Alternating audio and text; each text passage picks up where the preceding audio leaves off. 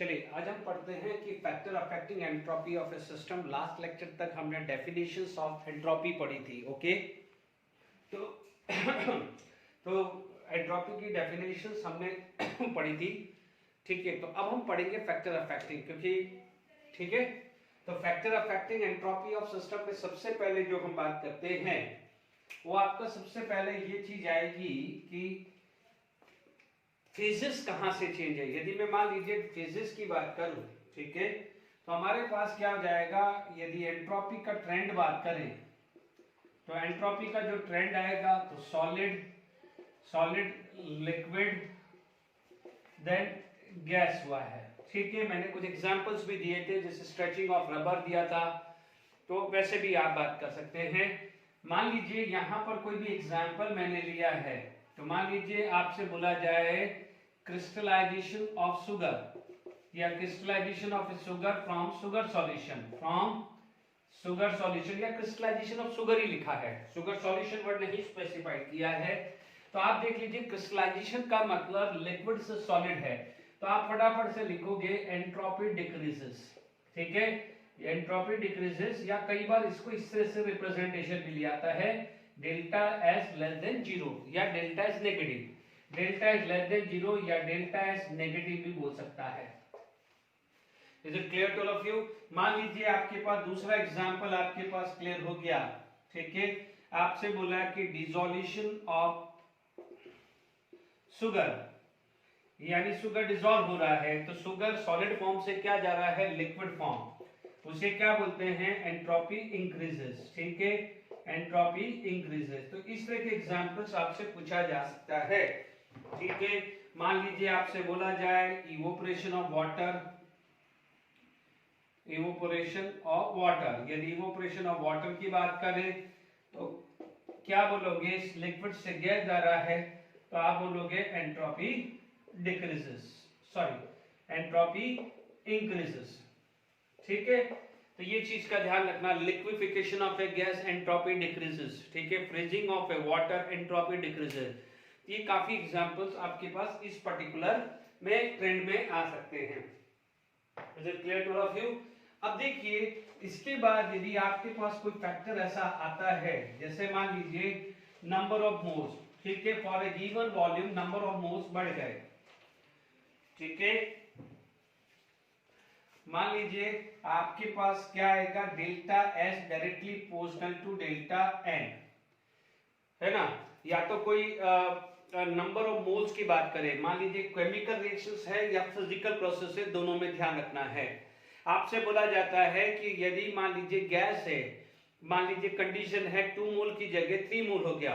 ठीक है, मान लीजिए आपके पास कंडीशंस P1 PV1 T1 है ना, P1 V1 T1 कंडीशन है, उसके ऊपर मोल्स ऑफ ए गैस मान लीजिए N1 है। ठीक है, अब सेम कंडीशन मान लीजिए मैंने रखा, सेम कंडीशन रखा, अब मान लीजिए मोल्स मेरा 2 आ गया, now N2 is greater than N1, N2 is greater than N1, ऐसा मान लीजिए। तो आप क्या बोलोगे, जब N2 बड़ा है, मोल बड़ा है, तो आप ये बोलोगे एंट्रोपी इंक्रीजेस। एंट्रोपी क्या हो गई है, इंक्रीजेस हुई है। जब मोल बढ़ता है तो एंट्रोपी इंक्रीजेस है। ठीक है, यहाँ पर डेल्टा एन क्या हुआ है, ग्रेटर देन जीरो आ गया है, तो आप बोलोगे delta is greater than zero. तो ऐसा समझ लीजिए, यही मोल डिक्रीज हो जाएंगे तो एंट्रोपी क्या होगी, डिक्रीज। ये कब है, जब फिजिकल कोई प्रोसेस की बात कर रहे हैं। ठीक है, इसी तरह से मान लीजिए आपके पास कोई भी केमिकल रिएक्शन आ जाए, मान लीजिए फॉर ए केमिकल रिएक्शन, यदि मान लीजिए केमिकल रिएक्शन है, तो केमिकल रिएक्शंस के अंदर भी आपको ध्यान रखना पड़ेगा। जैसे फॉर एग्जांपल आपके पास N2 gas plus 3H2 gas give 2NH3 gas. ठीक है, पहला एग्जांपल। दूसरा example H2 gas plus I2 gas can give 2HI gas. ठीक है, अब मान लीजिए ये 3 है, ये मान लीजिए कोई फिजिकल प्रोसेस है, फिजिकल प्रोसेस में बात हो रही हो।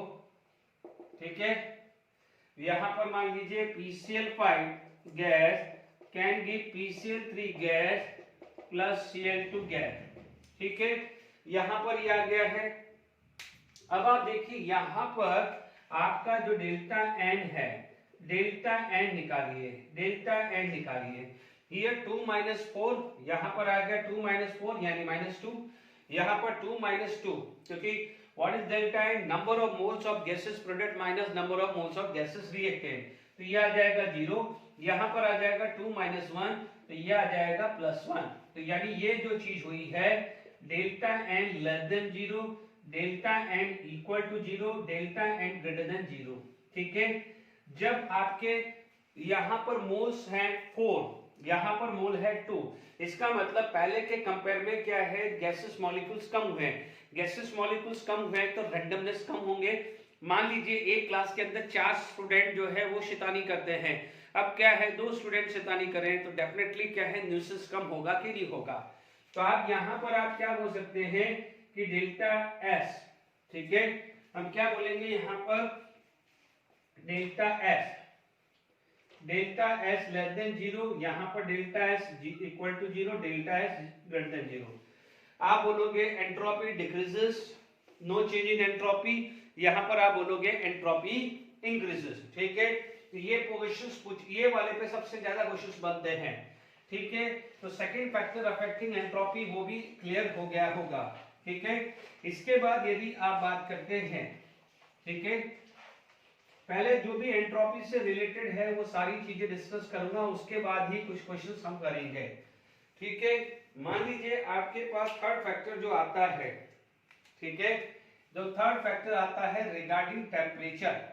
ठीक है, मान लीजिए delta S greater than proportional to delta T, यानी टेम्परेचर बढ़ाओगे तो एंट्रोपी बढ़ेगी। क्योंकि आप लोग एक ही चीज ध्यान रखिए कि जैसे एक सिंपल सा एग्जांपल देता हूं कि मान लीजिए मैंने आइस को रखा तो क्या होगा, हायर टेम्परेचर पे तो मेल्ट होगा, मेल्ट यानी सॉलिड से लिक्विड जाएंगे।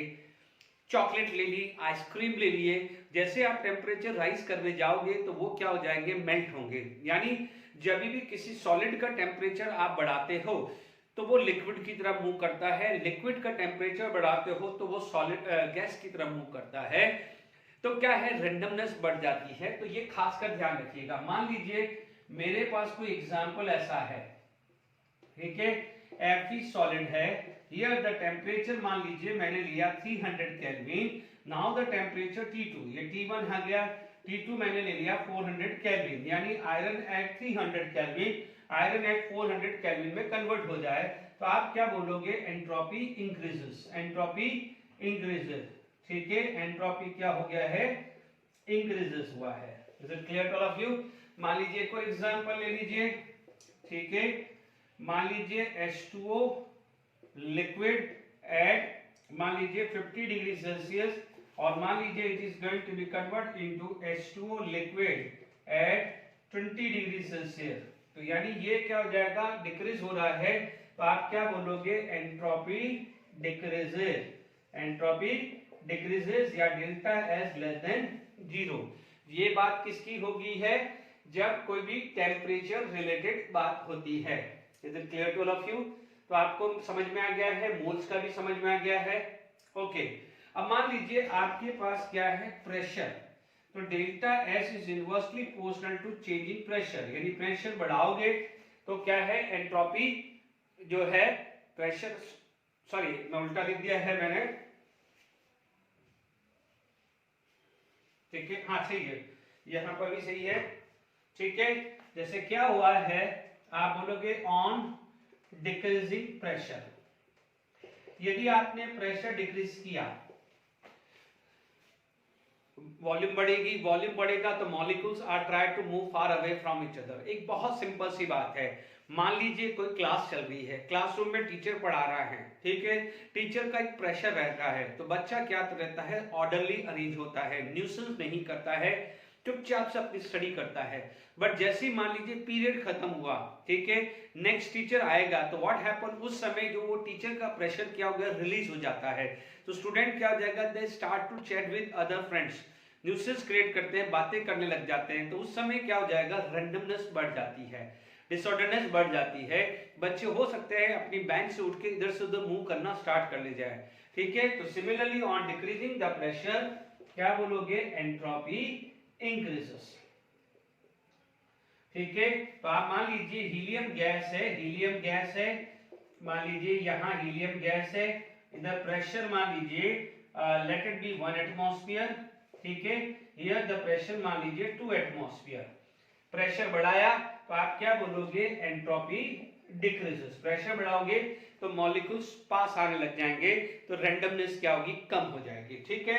तो एंट्रोपी क्या है, डिक्रीजेस हुआ है, ठीक है, एंट्रोपी डिक्रीजेस, ठीक है। ये एग्जांपल क्लियर हो गया है, ठीक है। तो यहाँ पर आपको मैंने समझाने की कोशिश करी है, तो ये भी आपको क्लियर हो जाना चाहिए। प्रेशर भी फैक्टर क्लियर कर दिया है। Is it clear to all of you? Okay. अब यहाँ पर कई बार इस तरह से भी रूल आ जाता है कि मान लीजिए जैसे हम लोगों को पता है, एक वर्ड सुना है एलॉयस, ठीक है, या किसी तरह का बाइनरी मिक्सचर, यानी एक ओरिजिनल मिक्सचर है, उसको क्या है बाइनरी मिक्सचर कर दें तो क्या है, उसमें भी एंट्रोपी बढ़ जाती है। जैसे मान लीजिए दो गैस को मिक्स कर दिया, जैसे मान लीजिए एक और फैक्टर ले लेते हैं कि मान लीजिए यहां पर एक प्योर फॉर्म है, ठीक है, ठीक है, यहां पर फर्स्ट है, मान लीजिए यहां पर दूसरा फॉर्म है, ठीक है, ये सेकंड है, इन दोनों को मिक्स कर दिया है आपने, ठीक है, और यहां पर आपने मिक्सचर बना दिया है, यानी mixture of 1 and 2। Let it be, मान लीजिए यहां पर इसमें थोड़ा सा कलर चेंज कर देता हूं तो आपको आइडिया लग जाएगा कि लेट इट बी, यहां पर ये ब्लू कलर है इसका, तो आप देखेंगे यहां पर जो है ये ब्लू कलर इस तरह से घूमेगा, क्योंकि पहले के कंपेयर में वॉल्यूम भी बढ़ जाएगी, ठीक है, या इसके अंदर ये 1 और 2 का मिक्सचर है, ठीक है, इस तरह से क्या हो जाएगा, मिक्सचर ऑफ 1 + 2। अब ये क्या हो सकता है, ये मिक्सचर क्या होगा, या तो सॉलिड प्लस सॉलिड, या लिक्विड प्लस लिक्विड, ठीक है, या गैस प्लस गैस हो सकता है, कोई भी मिक्सचर हो सकता है।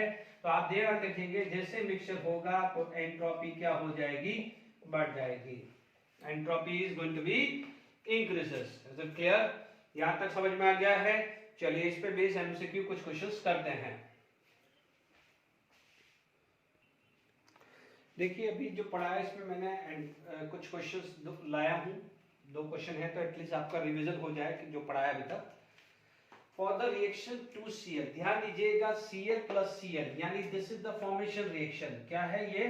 Formation reaction. तो हमने हमेशा पढ़ा है कि जब भी फॉर्मेशन रिएक्शन होगा दिस इज एक्सोथर्मिक रिएक्शन। फिर भी हम थर्मोकेमिस्ट्री में जब पढ़ेंगे तब एक्सोथर्मिक एंडोथर्मिक पढ़ा जाता है, ठीक है। तो ये तो फॉर्मेशन रिएक्शन है, तो फॉर्मेशन इज एक्सोथर्मिक। तो आप क्या बोलोगे, जो फॉर्मेशन होता है वो ऑलवेज भी एक्सोथर्मिक होता है। एक्सोथर्मिक का मतलब होता है डेल्टा H <0, यानी नेगेटिव होता ना। एक्सोथर्मिक का मतलब loss of energy and endothermic का मतलब गेन ऑफ एनर्जी, ठीक है। जैसे आयनाइजेशन एनर्जी क्या था, एंडोथर्मिक था, और इलेक्ट्रॉन गेन एंथैल्पी क्या था, एक्सोथर्मिक, ठीक है। यानी जब भी कोई भी चीज फॉर्मेशन होती है तो हीट रिलीज होती है, जब भी कोई चीज ब्रेक होती है वो क्या होती है, एनर्जी एब्सॉर्ब होती है, ठीक है। अब देखिए यहां पर डेल्टा H हुआ, अब आप देखिए हाउ मेनी गैसेस, गैसेस के मोल यहाँ 2 है, यहाँ गैसेस के मोल क्या है, 1 है। तो हियर द डेल्टा N < 0, जब डेल्टा N < 0 होता है तो डेल्टा S आल्सो < 0 होता है। अब आपके पास करेक्ट ऑप्शन होना चाहिए, दोनों <0, तो मेरे को यही ऑप्शन दिखा है। कितना सिंपल क्वेश्चन है, नीट 2020 लेटेस्ट क्वेश्चन है, ठीक है। जब भी फॉर्मेशन, क्योंकि 2Cl Cl जुड़ के क्या है, Cl2 बना रहा है, यानी मॉलिक्यूल्स, फिर भी आपको कोई कंफ्यूजन है तो रिवर्स करो ना। रिवर्स क्या है, molecular form gate convert into atomic form. जब मॉलिक्यूल्स से एटम बनता है तो हीट रिक्वायरी तो होती है, मॉलिक्यूल्स को जब एटम बनाना है तो टूटेगा, यानी this is going to be absorb, तो डेफिनेटली उसका उल्टा क्या होगा, रिवर्स। यदि ये एब्सॉर्ब है तो ये क्या हो जाएगा, रिलीज। ये भी समझ लो, वैसे समझ लो ना। आपको ये समझ में आ गया है कि Cl2Cl है तो एनर्जी रिक्वायर होगी, तो इसका उल्टा क्या होगा, एनर्जी क्या होगी, रिलीज होगी, ठीक है ना। हमने समझाया हुआ है कि नहीं हुआ है? चलिए अब आप देखिए the process in which negative entropy changes. Negative entropy changes का मतलब एंट्रोपी डिक्रीज हो रही है, यहाँ पर सब्लिमेशन आ रहा है। सब्लिमेशन का मतलब होता है सॉलिड से आप गैस की तरफ मूव कर रहे हैं, तो यहाँ पर तो एंट्रोपी बढ़ेगी, ठीक है। यहाँ पर क्या हो जाएगा, इंक्रीज होगी एंट्रोपी। डिसोसिएशन हुआ, डिसोसिएशन में आप देखेंगे CSO4 सॉलिड है, सॉलिड से किस तरफ जा रहा है, सॉलिड प्लस गैस, गैस इसका मतलब डेल्टा एन ग्रेटर देन 0, तो यहाँ पर वापस से डेल्टा एस इंक्रीज होगा। ओके, अब आप देखो synthesis of ammonia from nitrogen, अभी पढ़ा है N2 + 3H2 गिव 2NH3, यहाँ पर डेल्टा एन लेस देन 0 होता है, डेल्टा एन लेस देन 0 है तो डेल्टा एस लेस देन 0, तो हमारा राइट आंसर क्या हो जाएगा, ये आ जाएगा। फिर भी देख लीजिए dissolution of iodine in water, iodine क्या होता है, सॉलिड, सॉलिड से ये क्या हुआ आयोडीन, सॉलिड से आप लिक्विड की तरफ जा रहे हैं तो एंट्रोपी बढ़ेगी, बट पूछा क्या है, नेगेटिव एंट्रोपी चेंज, तो आपके पास आंसर आ जाएगा सिंथेसिस आया है। तो आप देख लीजिए जो मैंने पढ़ाया है उस पे कैसे क्वेश्चंस बन सकते हैं, फिर भी वर्कशीट में बहुत सारे होंगे या फिर हम और आगे भी बात करते रहेंगे। तो मैंने डायरेक्टली आपको प्रैक्टिस कराने के बजाय डायरेक्टली मैंने प्रीवियस ईयर के क्वेश्चंस दिए, तो आपके लिए आसान हो गए हैं, ठीक है। अब देखिए कई बार आपके पास नेक्स्ट चीज जा जाती है, entropy changes in reversible as well as irreversible process, बहुत आसान है और बहुत क्वेश्चंस बनते हैं, ठीक है।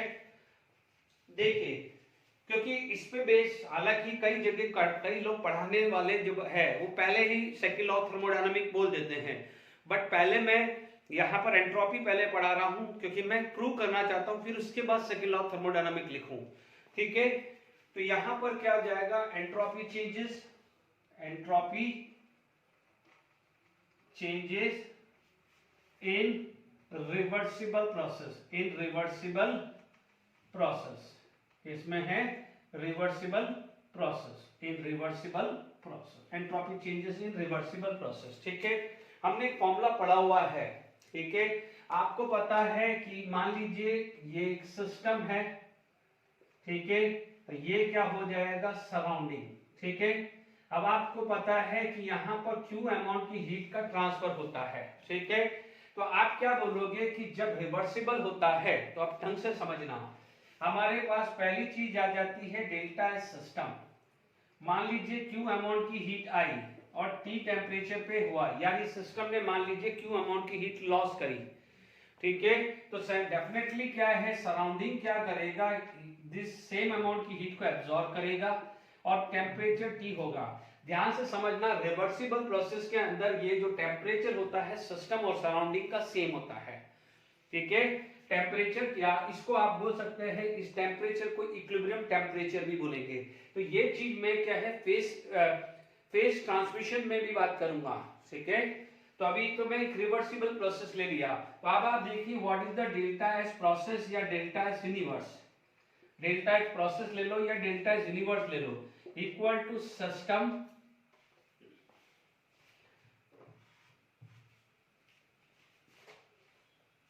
Delta S system plus delta S surrounding, ठीक है। ध्यान रखना इक्विलिब्रियम पे ये आएगा, ये T आ जाएगा इक्विलिब्रियम टेम्परेचर या रिवर्सिबल टेम्परेचर बोल सकते हैं। दोनों क्यों इक्विलिब्रियम बोला है, क्योंकि temperature of surrounding and system दोनों सेम है। यहाँ पर मान लीजिए ये T ले लिया तो ये भी क्या होगा, T ही होगा, है ना, इक्विलिब्रियम टेम्परेचर या सेम टेम्परेचर।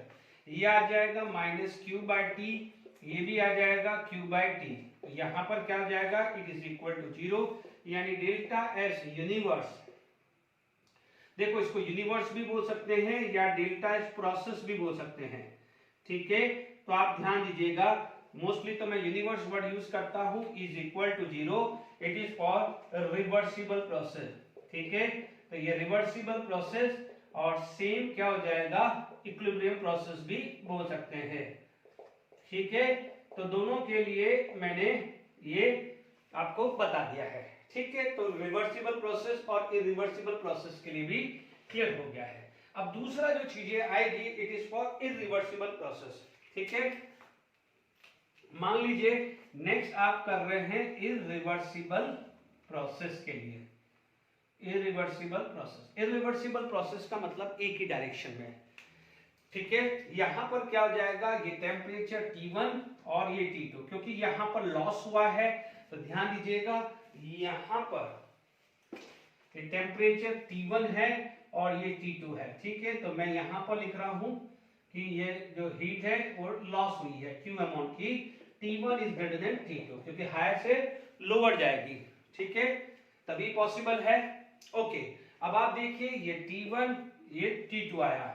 ठीक है, अब आप देख लीजिए ये it implies that Q is equal to T1 minus T2 upon T1 into T2। ठीक है, आप देख सकते हैं कि यहाँ पर T1 is greater than T2, तो इसका मतलब this is going to be positive value. तो आप देखेंगे यहाँ पर आ जाएगा पॉजिटिव। क्या आ जाएगा, पॉजिटिव। अब आप देखो पॉजिटिव आ गया तो देख लीजिए because T1 is greater than T2। देख लीजिए मैंने सॉल्व किया है, ये माइनस T2 ये माइनस T1 आएगा, प्लस T1, तो T1 माइनस T2 दिया है because T1 is greater than T2, तो ये क्या आ जाएगा, पॉजिटिव। इसलिए मैंने Q यूनिवर्स या सॉरी S यूनिवर्स या S प्रोसेस, तो आप बोलोगे this is for irreversible process. अब आप बताओ इरिवर्सिबल प्रोसेस को आप क्या बोलते हो, स्पॉन्टेनियस प्रोसेस, नेचुरल प्रोसेस बोलते हो ना, तो this is also for spontaneous process. ठीक है, this is for spontaneous process. ठीक है, यानी मान लीजिए स्पॉन्टेनियस प्रोसेस हुआ है, एग्री और नॉट। ठीक है, तो ये मैंने आपको प्रूव भी कर दिया है, सेकंड लॉ का भी यही चीज है।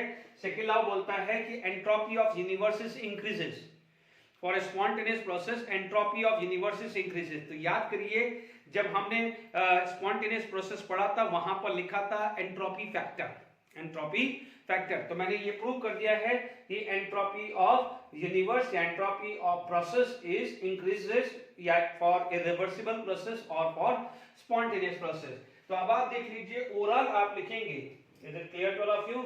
तो आप देखेंगे यानी ये प्रोसेस मैंने यहां लिख दिया है। तो देखिए मैंने ये प्रूव भी कर दिया है आपको।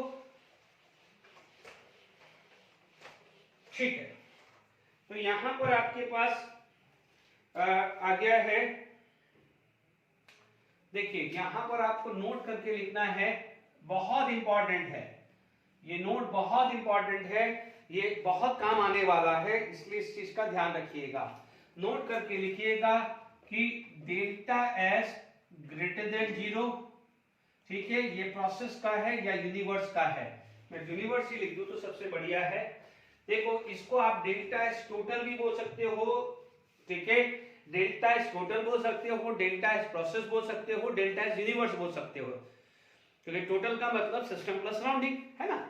तो आप देख सकते हैं इसको डेल्टा एस यूनिवर्स भी बोल सकते हैं ग्रेटर देन 0। ठीक है, डेल्टा एस यूनिवर्स देखिए इक्वल टू 0। अब आप देखो ये दो चीज प्रूव कर दी है, ये आपने किसके लिए करी है, स्पॉन्टेनियस के लिए। ठीक है, ये किसके लिए प्रूव कर दिया आपने, इक्विलिब्रियम या रिवर्सिबल के लिए, इक्विलिब्रियम या रिवर्सिबल प्रोसेस के लिए, क्योंकि इक्विलिब्रियम तो अगर एट सेम टेम्परेचर। अब आप देखिएगा तीसरी चीज आपको करना है, it is for delta S universe. अब आप देखो ये जो थर्ड कंडीशन है वो हम हाइपोथेटिकल सोच रहे हैं, जो अभी तक हमने प्रूव नहीं करी। इसका मतलब ये इसका उल्टा, यानी ये स्पॉन्टेनियस है तो ये क्या हो जाएगा, it is for non spontaneous process, यानी ये किसके लिए आ जाएगा, non spontaneous process. Very important, ये पूछा जा सकता है, ये पूछा जा सकता है। Is it clear to all of you? तो मैंने यहां पर आपको समझा दिया है। ठीक है, अब हम बात कर सकते हैं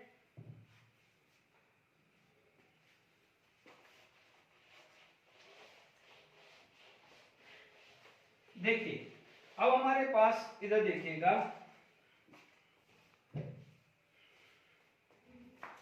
entropy change for ideal gas, entropy change for या आइडियल गैस, आइडियल गैस के लिए एंट्रोपी चेंज की बात कर रहे हैं, आइडियल गैस। ठीक है, entropy change for ideal gas. ठीक है,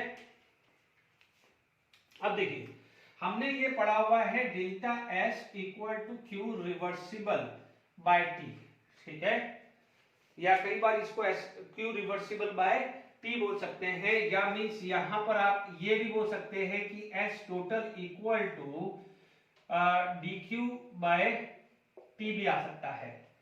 ध्यान रखिएगा कि ये आपके पास एस या डेल्टा एस, क्योंकि ये क्या आ जाएगा, स्मॉल एंट्रोपी है, और ये क्या है, टोटल एंट्रोपी आ जाएगी, ठीक है। ये क्या है, स्मॉल चेंज है, तो आप इसको क्या लिखा है, D S equal to D Q by T, यानी ये एक स्मॉल चेंज आ गया, तो ये क्या हो जाएगा, टोटल। तो आप ध्यान दीजिएगा, एस टी हो या डेल्टा एस हो, both are depend upon temperature, both are depend upon temperature, दोनों टेम्परेचर पर डिपेंड करते हैं। क्यों?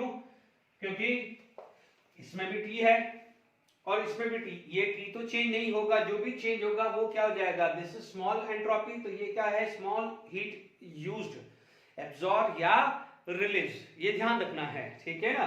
तो ये क्लियर होना चाहिए। इसको एस टी लिख सकते हैं या एस भी लिख सकते हैं, एस टी भी लिख सकते हैं या सिंपल एस से भी रिप्रेजेंट कर सकते हैं, ठीक है, ठीक है, तो ये ध्यान रखिएगा, ठीक है। तो अब हम यहां पर हमारे पास आ जाते हैं डीएस में क्यू रिवर्सिबल। यदि मैं फर्स्ट लॉ थर्मोडायनामिक को रिकॉल करूं,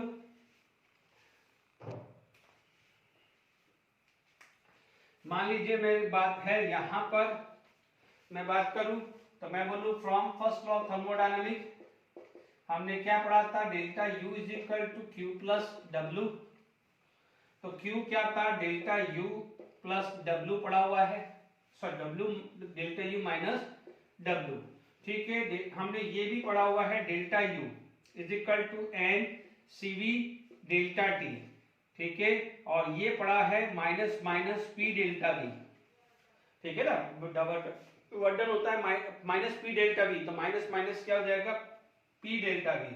तो अब आप देख लीजिए ये क्या होगा, क्यू रिवर्सिबल, तो मैं क्यू रिवर्सिबल को ऐसे लिख सकता हूं, N C V dt plus P dv। Is it clear to all of you? P लिख सकता हूं आइडियल गैस है, it is for ideal gas, तो PV is equal to nRT होता है, तो instead of P I can write P is equal to nRT by VB लिख सकता हूं। क्या लिख सकता हूं, nRT बाय VB लिख सकता हूं। तो मेरा क्या हो जाएगा, Q रिवर्सिबल, रिवर्सिबल इसकी मैं लिख देता हूं equal to n CV dt plus P की जगह nRT बाय V dv, है ना, स्मॉल क्यू, यहाँ dq भी लिख सकते हो, ये dq भी यदि आपको ये लिखना है तो ये dq भी लिख सकते हो, उसमें कोई बड़ी बात नहीं है। क्योंकि मैं dq क्यों नहीं लिख रहा हूं, क्योंकि हमने पढ़ा हुआ है heat and work is a path function, तो जनरली dq लिखना बड़ा अजीब सा होता है, बट ध्यान दीजिएगा वो small work, small heat used है। यहाँ ले आइए, यहाँ पर मान लीजिए ds है तो dq बाय t आ जाएगा, ठीक है। तो आपके पास ds equal to N CV by T dt आ गया, N N R T by V T D V आ जाएगा, डन।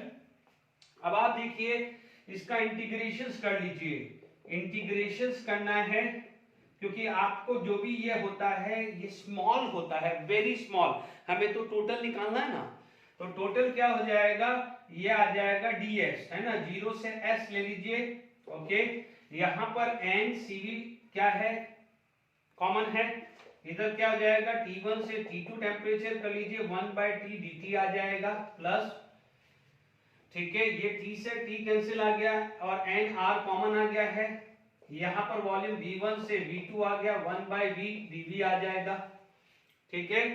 अब आप देखिए मैं पूरा इंटीग्रेशन करा रहा हूं, रटना नहीं है, यहां पर आ जाएगा 1, क्योंकि ये 1 है, तो आप देखोगे s माइनस 0, तो यानी ये s ही आ जाएगा, ठीक है। एंट्रोपी इसको s या डेल्टा s भी लिख सकते हो, s लिखते हो यानी ये टोटल s आ गया, दिस इज टोटल s, ठीक है।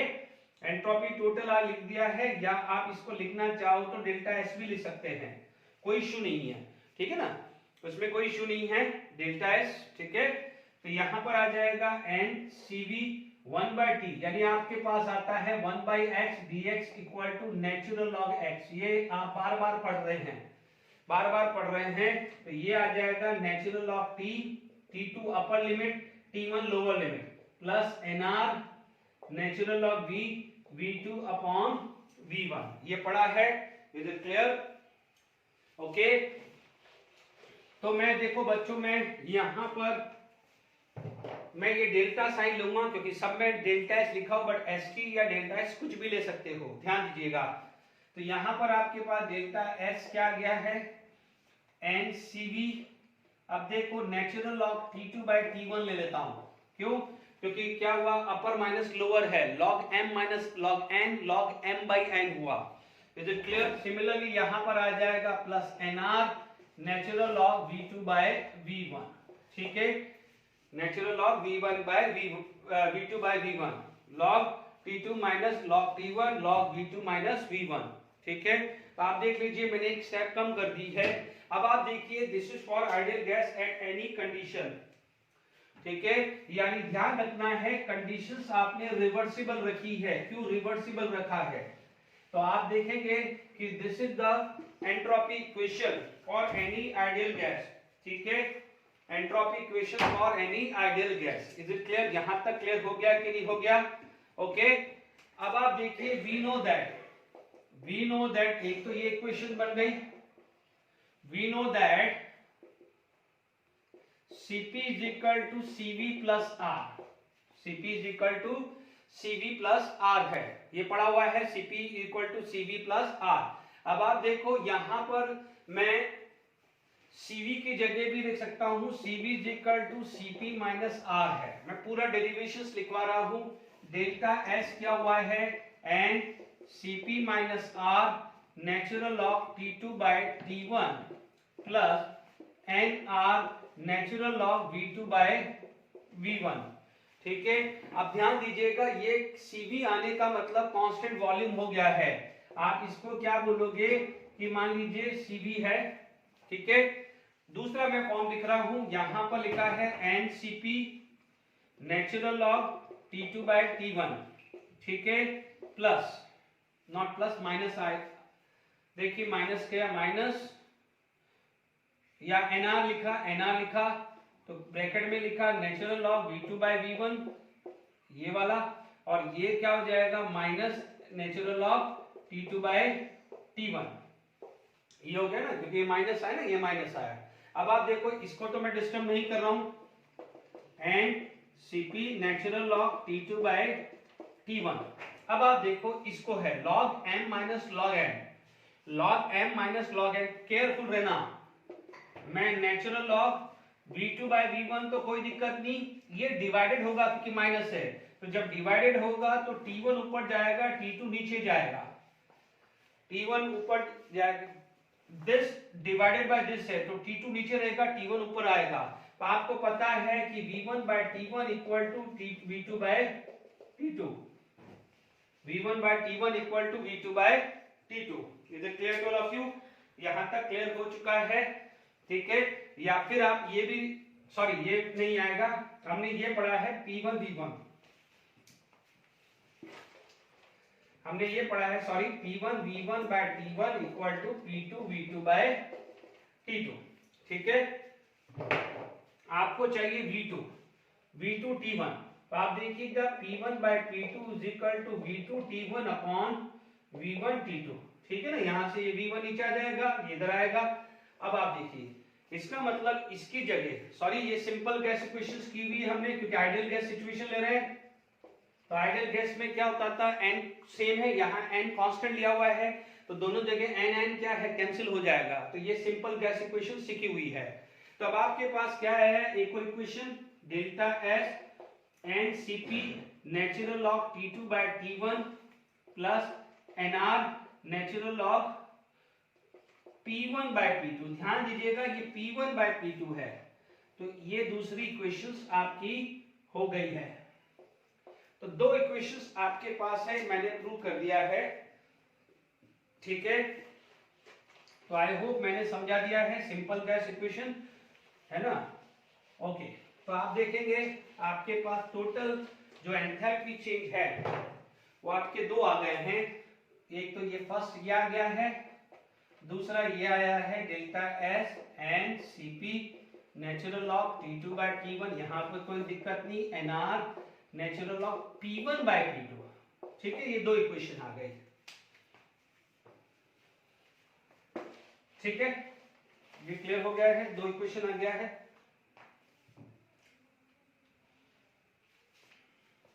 देखिए अब मान लीजिए केस लेते हैं, केस फर्स्ट,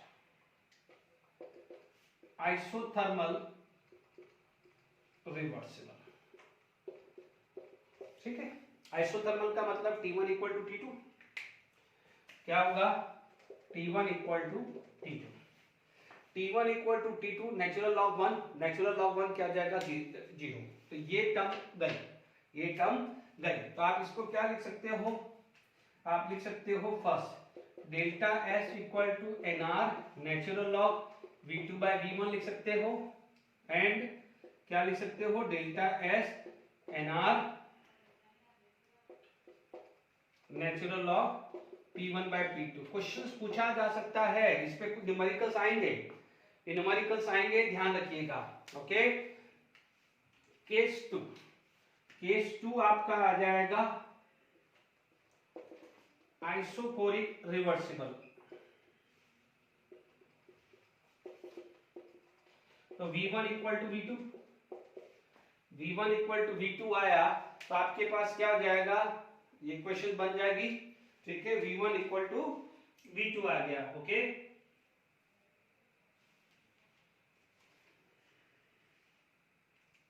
ये वाली आएगी ना, ये इक्वल आ गया,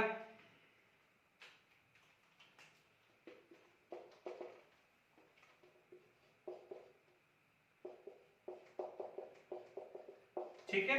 V1 इक्वल टू V2 आ गया, ये नहीं लेना है क्योंकि यहां पर सीपी का मतलब कांस्टेंट प्रेशर है, ठीक है। तो फिर ये इक्वेशन बन जाएगी। अब देखिए तीसरी इक्वेशन यहीं लिख देते हैं, केस थर्ड,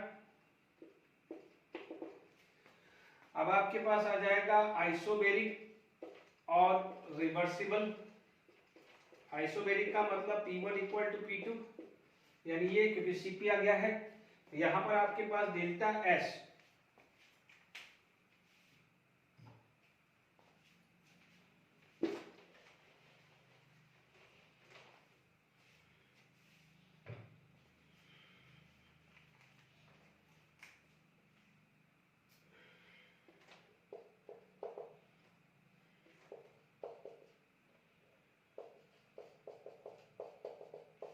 ठीक है।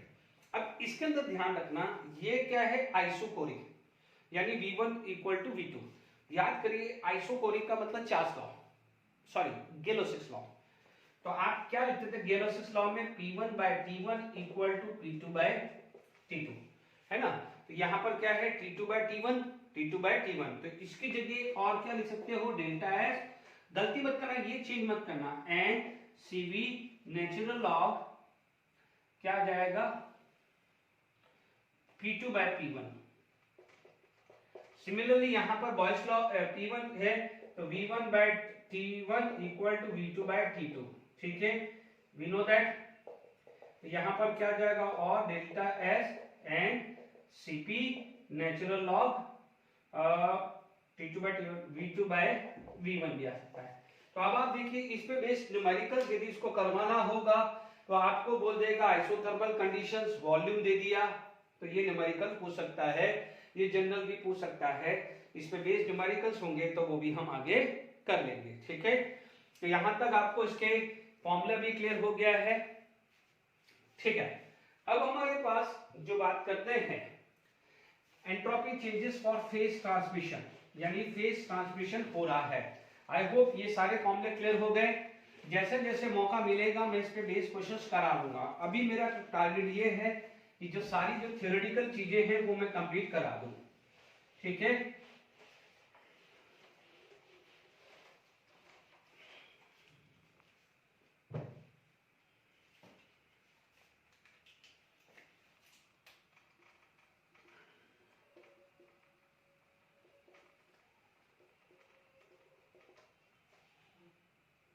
ठीक है, फेज ट्रांजिशन। फेज ट्रांजिशन का मतलब आपके पास 3 टाइप के फेज होते हैं। पहला फेज ट्रांजिशन होता है सॉलिड से लिक्विड, इस पे सीधे क्वेश्चन जेडब्ल्यू मेंस में बने हुए हैं, ठीक है। दूसरा फेज ट्रांजिशन होता है लिक्विड से गैस,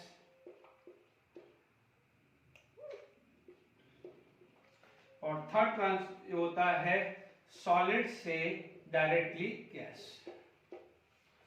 इसको बोला जाता है सॉलिड से लिक्विड, इसे बोलते हैं फ्यूजन प्रोसेस, इसे क्या बोलते हैं वेपराइजेशन प्रोसेस,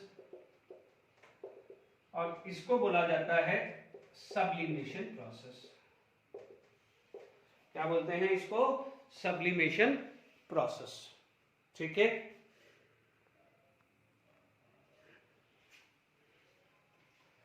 ठीक है। तो यहां पर आपके पास ये सब्लिमेशन प्रोसेस भी आ गया है। ठीक है, अब आप देखिए यहां पर हम बात करें तो देखिए सबसे पहला एग्जांपल मान लीजिए H2O सॉलिड से H2O लिक्विड हुआ, H2O सॉलिड से H2O लिक्विड हुआ। तो यहां पर जो भी टेम्परेचर आएगा, तो ध्यान दीजिए अभी थोड़ी देर पहले पढ़ा है कि डेल्टा S जो है equal to Q reversible by T पढ़ा है, Q रिवर्सिबल बाय T पढ़ा है।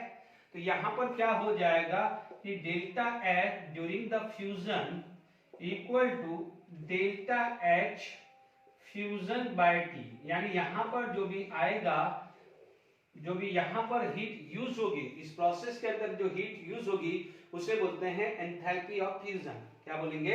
एंथैल्पी ऑफ फ्यूजन बोलेंगे।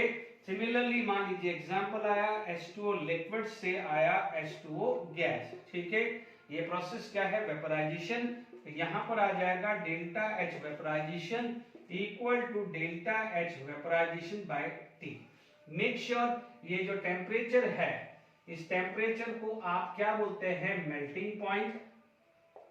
ठीक है, यदि मैं इसको रिवर्स कर दूं, इसको रिवर्स कर दूं तो इसको क्या बोल देंगे? फ्रीजिंग पॉइंट, क्योंकि इक्विलिब्रियम टेम्परेचर है ना। अभी अपन ने रिवर्सिबल प्रोसेस पे पढ़ा है ना कि ये T क्या है? This is equilibrium temperature. तो जो भी यहाँ पर जो इक्विलिब्रियम टेम्परेचर होगा उसे मेल्टिंग पॉइंट या फ्रीजिंग पॉइंट बात करेंगे। ठीक है, यहाँ पर इस T को क्या बोलेंगे? Boiling point. क्या बोलेंगे इसको? Boiling point. ठीक है, क्योंकि कई बार क्या है डायरेक्ट क्वेश्चंस आए हुए हैं, डेल्टा एच वेपराइजेशन दिया हुआ है, डेल्टा एच वेपराइजेशन दिया है और पूछा गया what is the boiling point. ये देखिएगा प्रीवियस के क्वेश्चन में डायरेक्ट आए हुए हैं। सॉलिड से गैस की बात करें तो कोई भी ले लीजिए, I2 सॉलिड से I2 गैस ले लीजिए। ठीक है, यहां पर क्या हो जाएगा? Delta S sublimation equal to delta H sublimation upon T आएगा। ठीक है, ये ध्यान रखने का।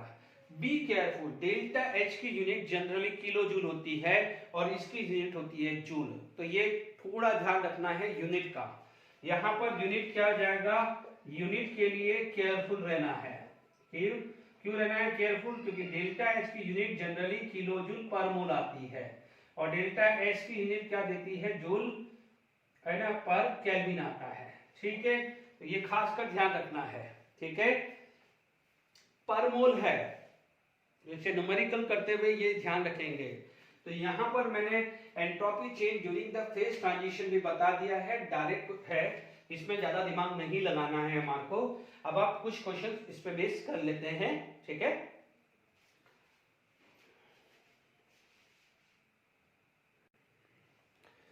देखिए फटाफट से एनसीईआरटी क्वेश्चंस अपन देखते हैं। प्रेडिक्ट इन विच एंट्रोपी इंक्रीजेस और डिक्रीजेस। यहां पर आप देखिए लिक्विड से सॉलिड जा रहा है, लिक्विड से सॉलिड जा रहा है, तो what we can say? Entropy decreases. यहां पर क्या हो जाएगा? एंट्रोपी डिक्रीजेस, बिकॉज लिक्विड से सॉलिड की तरफ जा रहा है। आप देखेंगे टेम्परेचर इंक्रीज हो रहा है, टेम्परेचर इंक्रीज हो रहा है तो आप बोलोगे एंट्रोपी इंक्रीजेस। अभी पढ़ा हुआ है फैक्टर अफेक्टिंग में। आप देखेंगे यहाँ पर क्या है? गैसेस है, यहाँ पर ये गैसेस है, यहाँ पर डेल्टा एन ग्रेटर देन 0 है, तो इसका मतलब एंट्रोपी इंक्रीज हुआ। डन। यहाँ पर आप देख लीजिए हाउ मेनी मोल, यहाँ पर 1 मोल है, तो 1 मोल से 2 मोल गया है, डेल्टा एन ग्रेटर देन 0 है, तो आप क्या बोलोगे? Entropy increases. कोई दिक्कत नहीं, बिल्कुल सिंपल है एनसीईआरटी क्वेश्चन। इस टाइप के क्वेश्चंस मैं डिस्कस ऑलरेडी कर चुका हूं। अब देखिए for the oxidation of a iron 4Fe plus CO2 give to Fe2O3 delta is equal to this at 298 kelvin, यानी ये सिस्टम का है। This is the delta is for system, यानी इस रिएक्शंस का है। In spite of a negative entropy of this reaction, why it is spontaneous. थोड़ा ध्यान रखना है, ये सिस्टम की एंट्रोपी देखिए, जबकि अपन ने एंट्रोपी क्या निकाली थी, टोटल या एंट्रोपी ऑफ प्रोसेस या एंट्रोपी ऑफ यूनिवर्स बोला था। ठीक है, तो ध्यान से समझ लीजिए कि हमारे पास सॉल्यूशन जो आता है this is delta S total, यानी डेल्टा एस यूनिवर्स लिख दूं तो थोड़ा अच्छा रहेगा, इसे टोटल भी बोल सकते हैं, प्रोसेस भी। Delta S system plus delta S surrounding. ठीक है, आप इसको टोटल लिखो या प्रोसेस लिखो तो भी चलेगा। ये दिया हुआ है -549.4। ठीक है, ये निकालना है आपको। ये चीज क्लियर है कि डेल्टा एच नेगेटिव है। नेगेटिव है तो इसका मतलब ये सिस्टम है, ये सराउंडिंग है। नेगेटिव का मतलब रिलीज, यानी सिस्टम ने हीट रिलीज करी है और सराउंडिंग ने हीट एब्जॉर्ब करी है। सिस्टम ने हीट रिलीज करी है तो सराउंडिंग ने एब्जॉर्ब करी है। तो ध्यान से समझ लीजिएगा कि ये वाली जो वैल्यू है, यानी delta S surrounding equal to minus या जो भी है प्लस 1648 इंटू 10 की पावर 3। अब टेम्परेचर कितना है 298 केल्विन, तो ये 298 आएगा। ध्यान रखना है सिस्टम ने लॉस किया है, this is the entropy of system, क्योंकि रिएक्शन तो सिस्टम के अंदर हुई है ना। रिएक्शंस कहां हुई है, रिएक्शन तो यहां हुई है ना। Fe प्लस O2 जो है ये 3O2, ये 4 Fe2O3, ये तो क्या हुआ सिस्टम के अंदर हुई ना, उसने रिलीज करी है तो सराउंडिंग ने एब्जॉर्ब किया है।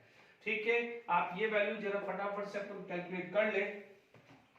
तो ये वैल्यू कितनी आ गई है 1648 डिवाइडेड बाय 298, ठीक है, इनटू 1000, ये आ रही है 5530.20 जूल पर मोल।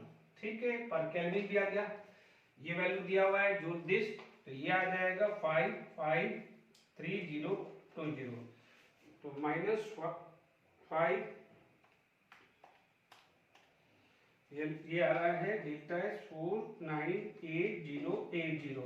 ये डेल्टा एस यूनिवर्स आया है, इसका मतलब imply that delta S universe greater than 0। तो this is the condition for spontaneous process.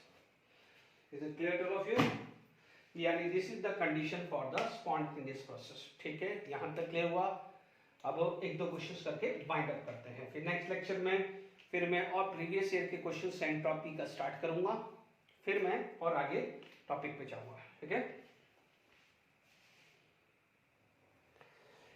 देखिए कुछ न्यूमेरिकल्स कर लेते हैं जो अभी डेरिवेशंस मैंने समझाया है। देखिए इस पे सबसे पहले बात करें, यूनिट का ध्यान रखिए। डेल्टा एस निकालना है, delta S equal to delta H by T, because this is the phase transmission, this is the phase transmission. Simple है, डेल्टा एच की वैल्यू कितनी दी है 40.8, बट किलो जूल को जूल में कन्वर्ट कर लो। फिर भी आप ऑप्शंस देख के देख लीजिएगा कि जूल में आंसर दिया है या किलो जूल में। मैंने जूल में इसलिए आया, बाकी टेम्परेचर तो ऑलरेडी 373 दिया हुआ है, बिल्कुल आसान है, ज्यादा दिमाग नहीं लगाना है इसमें। 40.8 इंटू 1000, ये वैल्यू आ रही है डिवाइडेड बाई 373, ये वैल्यू आ जाएगी 109.38, है ना, ये आ जाएगा जूल पर मोल पर केल्विन। बिल्कुल सिंपल है।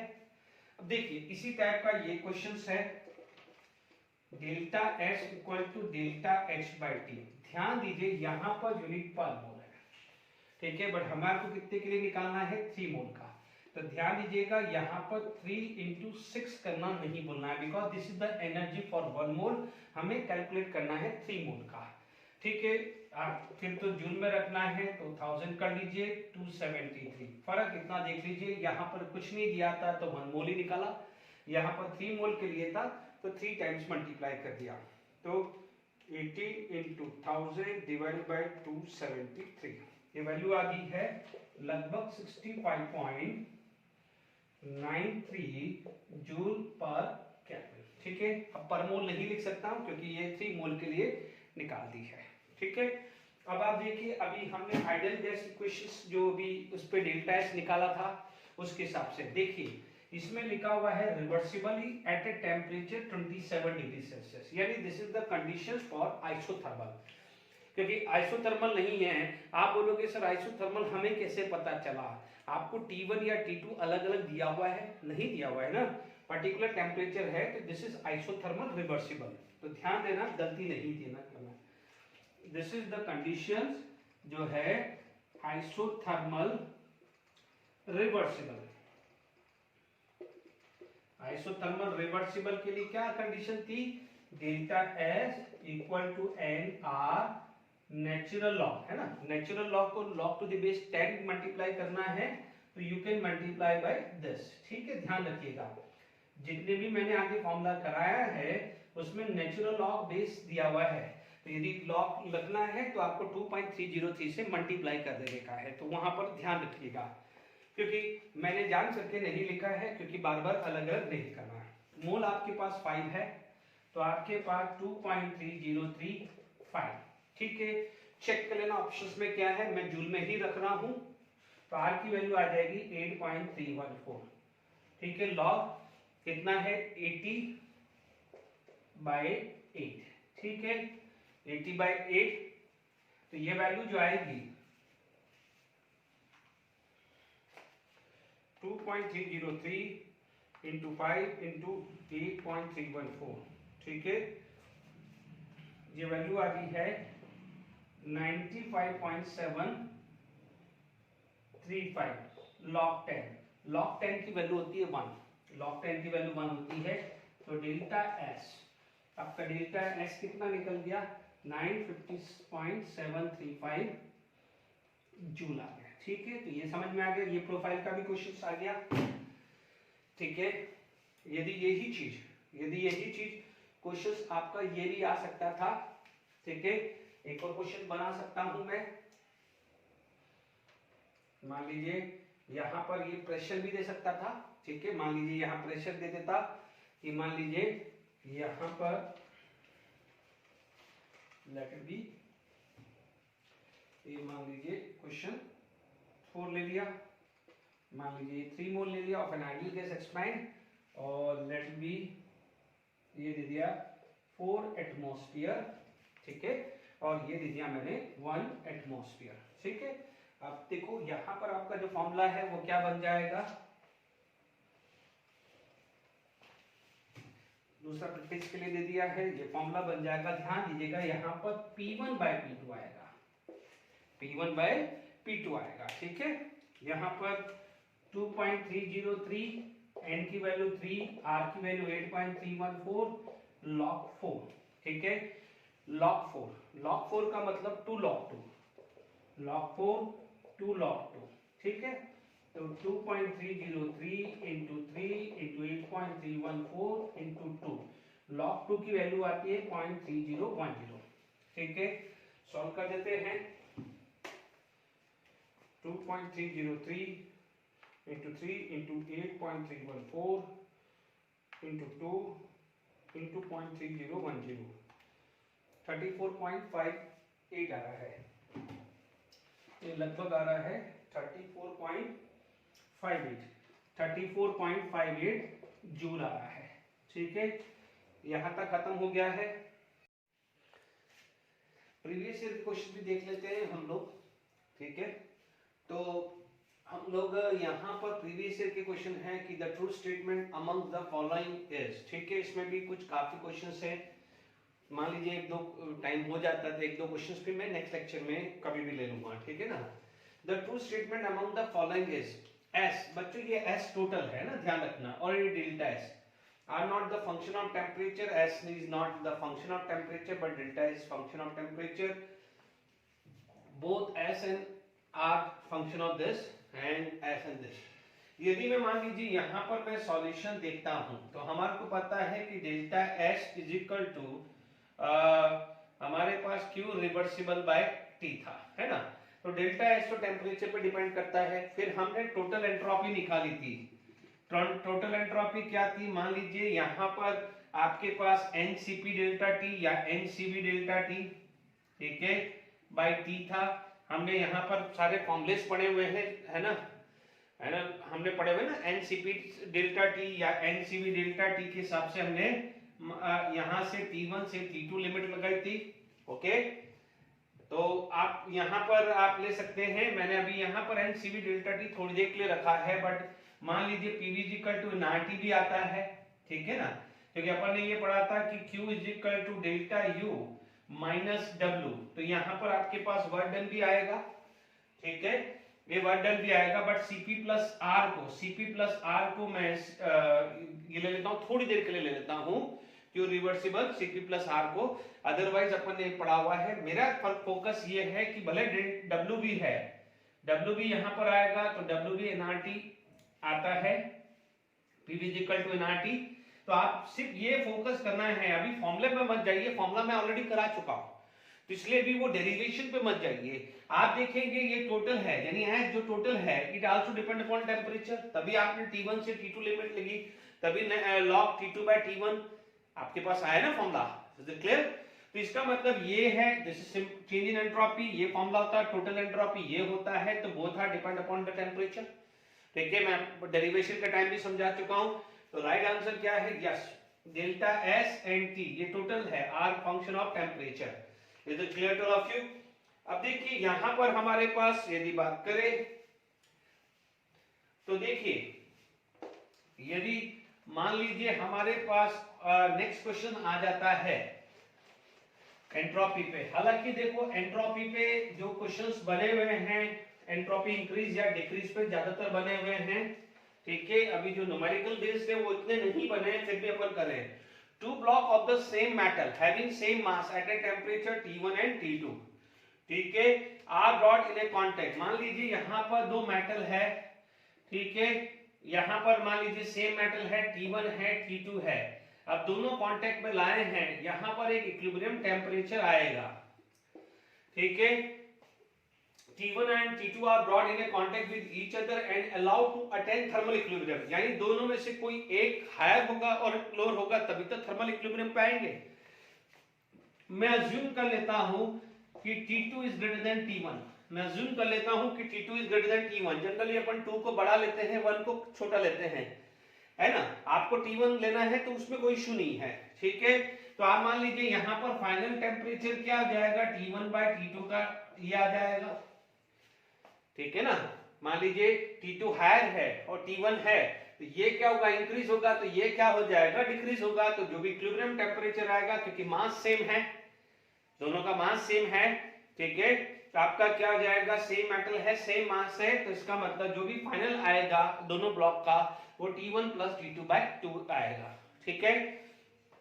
अब आप देखिए डेल्टा यू, ठीक है, अभी मैंने एनसीपी डेल्टा टी पढ़ा था, तो आप लिख सकते हैं कि मान लीजिए यहां पर मेरे पास आ गया है एस, जैसा कि मैंने एस लिखा था, NCP integration dt by t, और इसको t initial upon t final, ठीक है, अभी अपन ने पढ़ा है, इसको अपन एन नहीं दिया हुआ है तो 1 मोल अज्यूम कर लेते हैं, है ना, नहीं दिया है तो 1 मोल अज्यूम कर लेते हैं, तो ये एस आ जाएगा Cp 1 by t dt, क्या होता है 1 by t dt आता है नेचुरल लॉग ऑफ t, और लिमिट क्या हुआ T2 माइनस T1, ठीक है, तो नेचुरल लॉग T2 या T final minus T initial, natural log T final minus T initial हुआ है, is it clear, T final minus T initial हुआ है, इसको मैं लिख सकता हूं कि S is equal to Cp natural log T final minus T initial,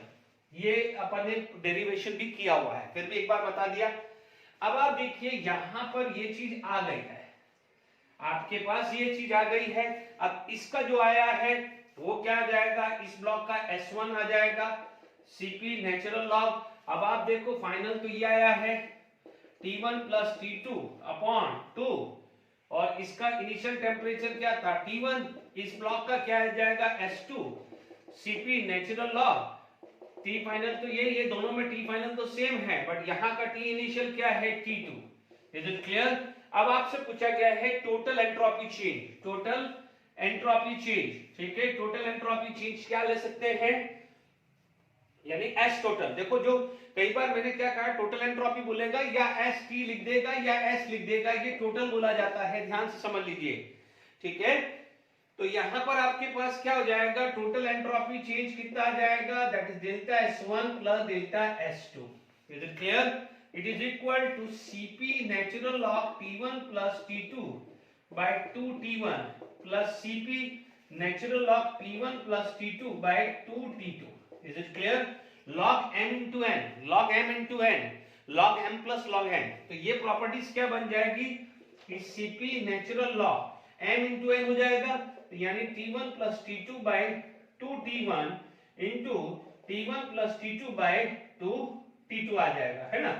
log m into n को लिखते थे log m plus log n, तो ये क्या जाएगा T1 plus T2 का स्क्वायर, T1 plus T2 का स्क्वायर अपॉन 4 T1 T2.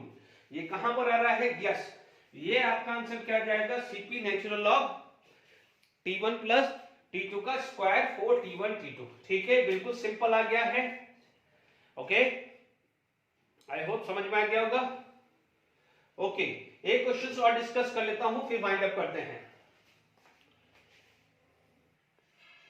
देखिए, बिल्कुल सिंपल क्वेश्चन है नीट 2016 का. For a sample of perfect gas when it's pressure is changes isothermally from P1I to PF, है ना, Pi to PF या P1 to P2, आप P1 से P2 या कुछ भी. The entropy change is given, isothermally है. ठीक है, आपने ये पढ़ा हुआ है कि हमारे पास डेल्टा S ये भी आता है NR. ठीक है, natural log P1 by P2 plus NCP natural log T2 by T1. ये डेरिवेशन पढ़ा हुआ है. ठीक है, डेरिवेशन पढ़ा हुआ है. आइसोथर्मल है, तो आइसोथर्मल में क्या होता है T2 इक्वल टू T1, तो ये क्या हो जाएगा? 0 हो जाएगा. ठीक है, log 1 0 log. ठीक है, हमने ये पढ़ा था delta S is equal to natural log P1, तो P1 की जगह ये क्या आ जाएगा? Pi and Pf. अभी जस्ट डेरिवेशंस करवाया है, तो राइट आंसर क्या आ जाएगा? थर्ड. ठीक है, कितना सिंपल नीट था. ठीक है, अब जो इक्का दुक्का प्रीवियस ईयर के क्वेश्चंस होगा वो नेक्स्ट लेक्चर्स में कभी भी मैं पढ़ा दूंगा. ठीक है, तो till then enjoy, thank you very much. Next lecture में गिफ्ट फ्री एनर्जी और इस पर डिस्कस करेंगे. ओके.